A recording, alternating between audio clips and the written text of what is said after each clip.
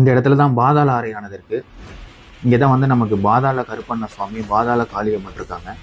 நம்ம திருவாரூர் மாவட்டத்திலே இப்படி ஒரு மாசாணி அம்மனை நீங்க எங்கேயுமே பார்த்திருக்க மாட்டீங்க. இங்க இருக்கக்கூடிய இறைவனுடைய பெயர் வந்து கூத்தாண்டீஸ்வரர், தாயார் பெயர் நாகக்குழலி அம்மன். கைலாய கோலத்துல இந்த இடத்துல நமக்கு காட்சி கொடுக்குறாங்க.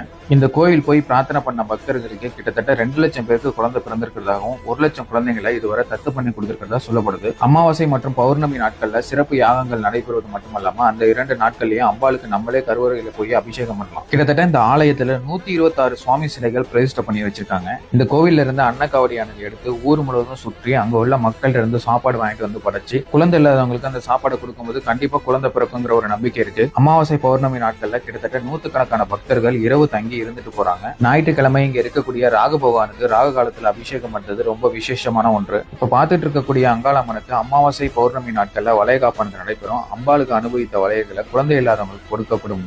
3